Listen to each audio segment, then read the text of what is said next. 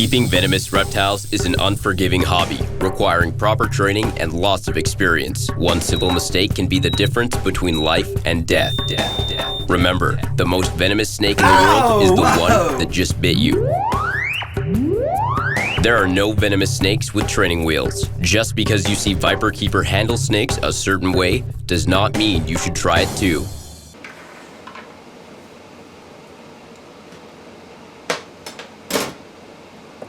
Alright, today we sort of have a special display.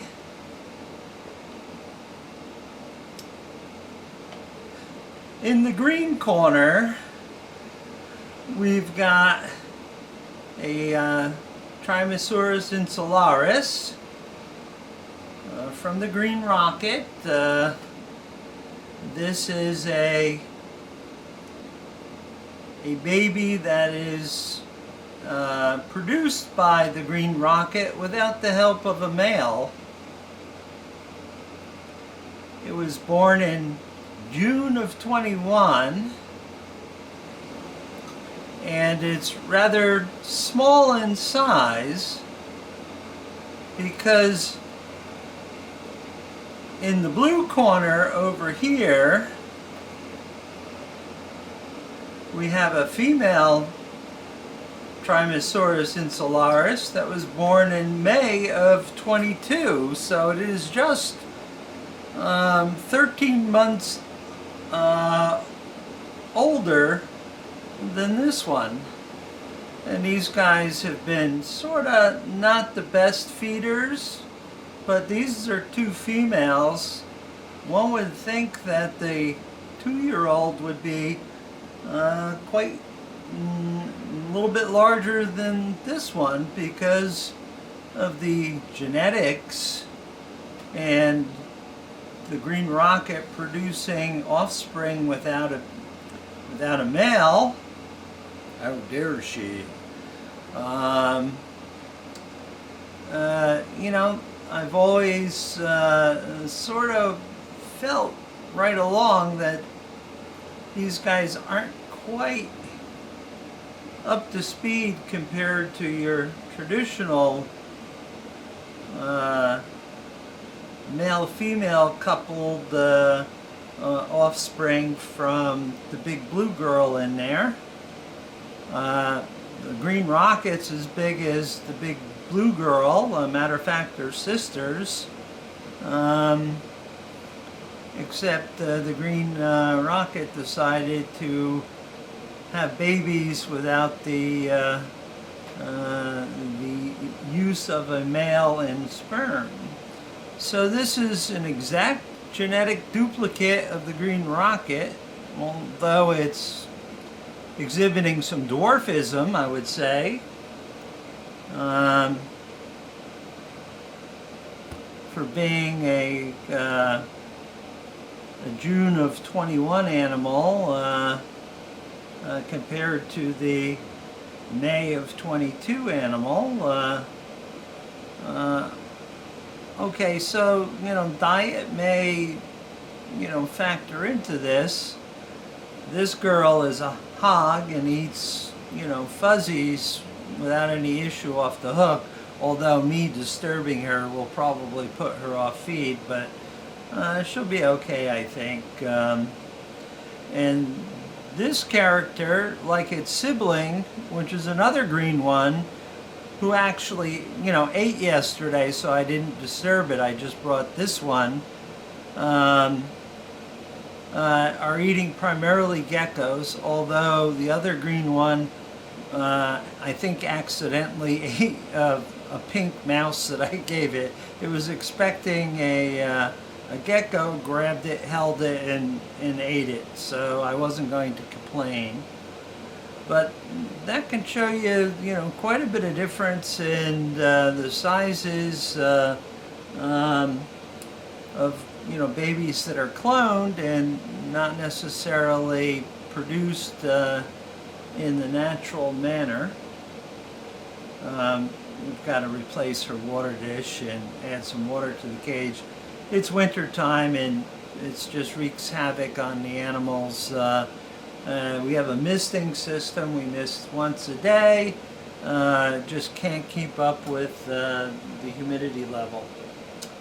So that's pretty much it. That's what I wanted to show you, that the size difference, which I'm attributing to the fact that these are exhibiting some sort of dwarfism because a male was not involved, because I would say that maybe this is a male, but it's probably, you know, if an animal reproduces without a male being involved, the offspring are all females. So I am relatively certain, although I haven't looked up its skirt to see if it's female or not.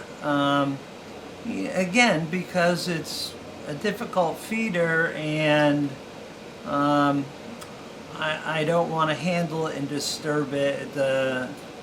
In doing this, it was already sort of off feed anyway, so I figured, what the hell, I at least bring the animal out and show it to you. This girl is certainly on feed, but needs a new water dish and some water, I think. Can I get this in there with him? Yes, and this is why we have duplexes, because we can safely move animals to and fro without any major mishaps. So I'll remove the cover from this one, but yeah, that's quite a size difference, and this one's over a year older. It looks quite frightened and stuff, so I think we'll stop here and put her back in her cage, because I already irritated her. Speaking of irritated, Thud is moving about because he didn't get fed this weekend, because I've switched pretty much everybody to a 2-week feeding schedule, because obviously, look at him, he doesn't really require 2 mice a week to sustain that sort of weight, but he is an unhappy camper because he didn't get fed. So with that, we'll bring this to a close and move on to the other chores that we have going on here at the lair.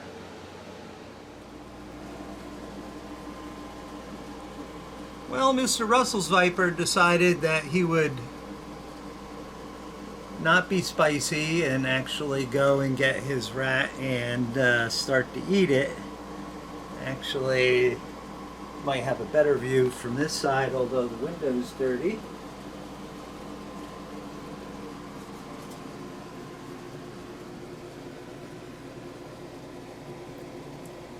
He likes rats. The rest of the Russell's Vipers don't necessarily like rats.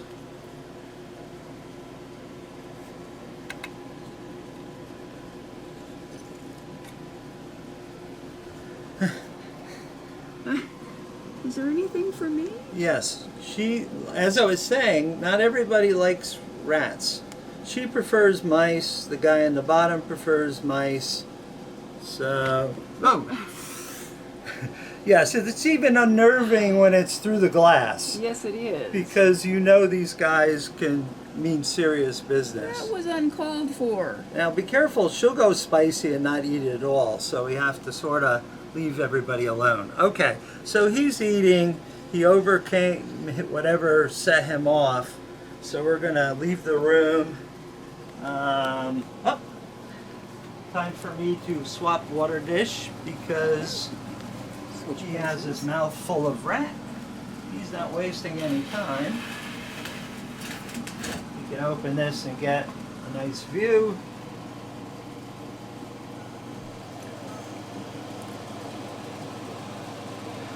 Why does he have to poop in the windowsill? Alright, yeah, he definitely needs a cleaning. He doesn't use his trap box anymore, so it's a lot more difficult to clean his cage, because unlike, you know, some other YouTubers that don't think anything of handling their venomous snakes on a regular basis, I prefer not to handle the animals unless I really need to, and that's why I put the trap box in there. So Mr. Snake would go in the trap box, I could shut the door, take him out, clean the cage on a regular basis. You know, taipans, especially this species, quite toxic, will take, you know, quite a bit of anti-venom to counteract its bite, and although he's generally a pussycat when there's no food present and he's got something in his gut, you know, you still don't want to mess with these. It's like, you know, you're like playing with a loaded gun with the safety off and the hammer cocked. Yeah, generally speaking, everything will turn out okay, but lots of times I've seen things go perfectly well and all of a sudden go off the rails, and that's when bad things happen. Okay, so let him suck that down. Let's get out of the room here and let's go visit Pink.